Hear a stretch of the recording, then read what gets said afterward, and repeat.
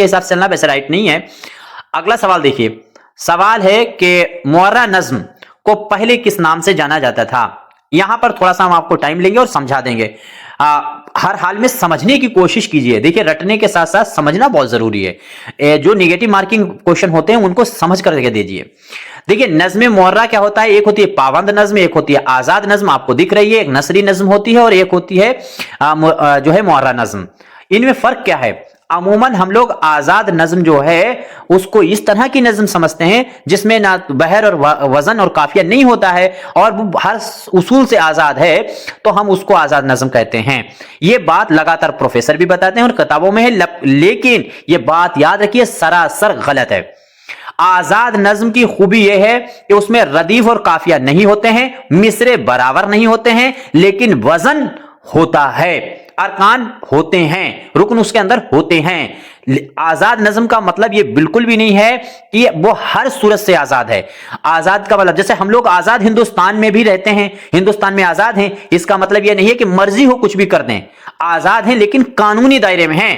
اسی طرح سے آزاد نظم بھی آزاد ہے, وہ اصولوں سے, تمام اصولوں سے آزاد ہے, لیکن اس پر ایک آدھ اصول پھر بھی لگے ہوئے ہیں, اس میں بحر اور وزن ہوتی ہے, اس لیے آپ کو یاد رکھنا ہے وہ آزاد نظم ہے.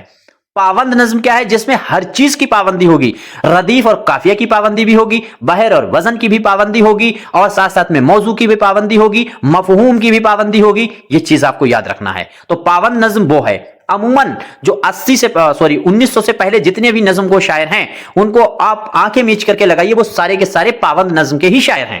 یہ ایک فارمولا ہے کہ 1900 سے پہلے کا اگر شاعر ہے تو وہ پابند نظم کا ہی شاعر ہونے والا ہے, اس سے پہلے اگر 1900 سے پہلے نظمیں لکھی ہیں اس نے.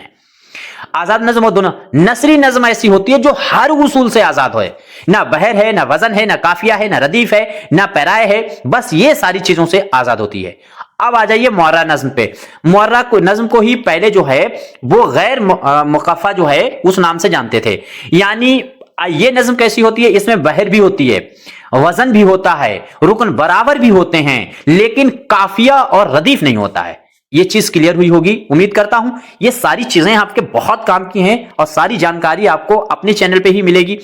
میں آپ سے کہتا ہوں کہ جو چیز, اگر یہ سوال پڑھیے, جو آپ کو اچھا لگتا ہے تب چینل کو سبسکرائب کر سکتے ہیں ویڈیو دیکھنا ہو تو, اور باقی آپ کو جو ہے اچھا لگنے پر ہی لائک اور ڈس لائک کرنا ہے.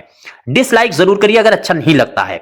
سوال ہے کلام یا شعر کے دو اجزاء میں, کلام ہو یا شعر ہے اس کے دو ٹکڑوں میں, اجزاء میں جو ہے تقدیم یا تاخیر کرنا, تقدیم کرنا یا تاخیر کرنا, تاخیر کرنا, جز یا لفظ کو آگے پیچھے کرنا کیا گیا ہو, اسے کیا کہتے ہیں؟ اب اس کا جو آنسر صحیح مانا گیا ہے, دیکھیے آپشن کو بھی دیکھ کر کے آپ اندازہ لگا سکتے تھے. اب اس میں بھی دیکھیے طباق آپ کو معلوم ہے اور ساتھ ساتھ میں تجنیس معلوم ہے. اب دو نیچے بچے ہوئے ہیں, ان پر آپ تکا لگائیے, سیدھا سا فنڈا ہے, تکا لگائیے.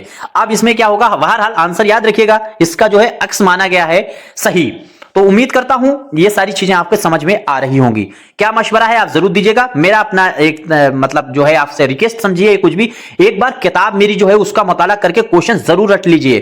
یہ ابھی بھی آپ کے پاس وقت ہے, منگا سکتے ہیں, باقی آپ کی مرضی ہے, جی چاہے منگائیے جی چاہے نہ منگائیے, لیکن میرا اپنا نظریہ ہے کہ بہتر تیاری کا سب سے